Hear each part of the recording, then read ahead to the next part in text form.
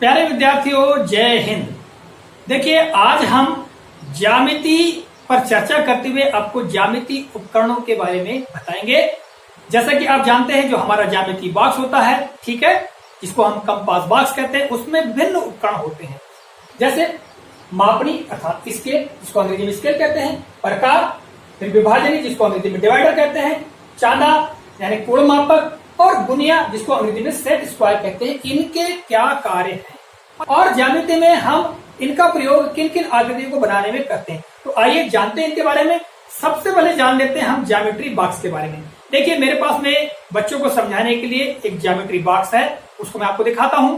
तो देखिएगा, ये है मेरे पास में ज्योमेट्री बॉक्स, और इसके अंदर आप देखेंगे वो सारे उपकरण जो कि यहाँ लिखा है वो यहाँ रखे हुए हैं, और हम एक एक उपकरण के बारे में जानकारी प्राप्त करते हैं। ठीक है, सबसे पहले बात आती है यहाँ पर मापनी अर्थात स्केल की। निश्चित तौर से आप लोगों ने मापनी अर्थात स्केल देखा है, और इसका प्रयोग हम हमारे अध्ययन में करते ही हैं। रेखाखंड खींचना हो, ठीक है, या कोई किरण को दर्शाना हो, तो हम इसका प्रयोग करते हैं। ठीक है, आप देख रहे हैं ये है स्केल। ठीक है, इसका प्रयोग हम रेखाखंड या कोई किरण या कोई रेखा का एक भाग को खींचने के लिए करते हैं। ठीक है, जैसा कि मान लिया जाए इस तरह से हम किसी एक माप का एक रेखाखंड खींचते हैं, अब या ए बी। अब ये कितने सेंटीमीटर है, इससे माप कर लेते हैं कि कितने, तो कुल मिला के इसमें सेंटीमीटर के निशान और इसमें इंच के निशान होते हैं। तो हम एक निश्चित माप का रेखाखंड खींच लेते हैं, जिससे इस रेखाखंड की सहायता से हम त्रिभुजों का निर्माण या चतुर्भुज या आयत वर्ग का निर्माण करते हैं। तो ये आपको समझ में आ गया। रेखाखंड खींचने के लिए या कोई किरण को दर्शाने के लिए, किसी रेखा के एक भाग को खींचने के लिए इसका प्रयोग करते हैं। दूसरा आता है प्रकार। तो प्रकार के बारे में आप जानते हैं। देखिए, ये है मेरे हाथ में प्रकार, और आपके पास जो टूल बॉक्स है अर्थात ज्यामिति जो बॉक्स है उसमें कुछ अलग हटके हो सकते हैं, पर इसी प्रकार के हैं। ठीक है, इसमें एक तरफ पेंसिल फंसाने के लिए यहाँ पर इस प्रकार की सुविधा दी गई होती है, और इस तरफ एक नुकीला भाग होता है। इसका प्रयोग हम आप जानते हैं कि वृत्त बनाने के लिए करते हैं, वृत्त का निर्माण करते हैं। वृत्त के अलावा हम अर्धवृत्त की बात करें तो अर्धवृत्त का निर्माण होता है। यदि हम कोई चाप काटना चाहते हैं तो चाप काटने में भी इसका प्रयोग होता है। तो देखिए, वृत्त के बारे में तो आप जानते हैं बखूबी। ठीक है, किसी एक बिंदु को लेकर के हम एक बिंदु लेते हैं, ठीक है, और उस बिंदु में लेकर के हम इस प्रकार की नोक को रख करके ये पेंसिल वाले भाग को आसपास ऐसा घुमा देते हैं, जिससे एक वृत्त का निर्माण हो जाता है। ये देखिए आप, ठीक है, ये इस तरह वृत्त का निर्माण हो गया। ये वृत्त का केंद्र कहलाता है। तो ये हमारा वृत्त का निर्माण हो गया इस प्रकार की सहायता से। साथ ही हम अर्धवृत्त का निर्माण भी करते हैं। अर्धवृत्त यानी कोई एक केंद्र बिंदु हो ले लें, यहाँ पर देखो ये वो था, ठीक है, और यहाँ पर रख करके हम सीधे यहाँ आधा वृत्त से, अर्धवृत्त यानी आधा वृत्त, ये अर्धवृत्त हम बना सकते हैं। इसके अलावा हम इसका प्रयोग चाप काटने के लिए भी करते हैं। मान लीजिए हमको यहाँ ये ए बिंदु पर रखकर के कुछ चाप काटना है, तो हम इस प्रकार चाप काट सकते हैं। ठीक है, चाप छोटा बड़ा हो सकता है, किसी भी माप का हो सकता है। इसको हम एक निश्चित माप लेकर के, एक निश्चित दूरी लेकर के हम चाप बना देते, कहीं पर भी कोई बिंदु में लेकर के हम इस प्रकार से चाप काट सकते हैं। और ज्यामिति में चाप काटने की हमको बार बार आवश्यकता होती, कई जगह आवश्यकता होती है। अब आगे हम बात करते हैं विभाजनी अर्थात डिवाइडर की। देखिए, विभाजनी और डिवाइडर के बारे में हमारे बच्चों को काफी कम जानकारी होती है। तो इसका प्रयोग हम जो है, मैं आपको सबसे पहले डिवाइडर दिखा देता हूं। ये देखिए, मेरे हाथ में ये है डिवाइडर, जिसके दोनों सिरे नुकीले हैं, और इसका प्रयोग हम दो बिंदुओं के बीच की दूरी ज्ञात करने के लिए करते हैं, या किसी रेखाखंड को दो बराबर भागों में बांटने के लिए, या एक निश्चित भाग को अलग करने के लिए हम इसका प्रयोग करते हैं।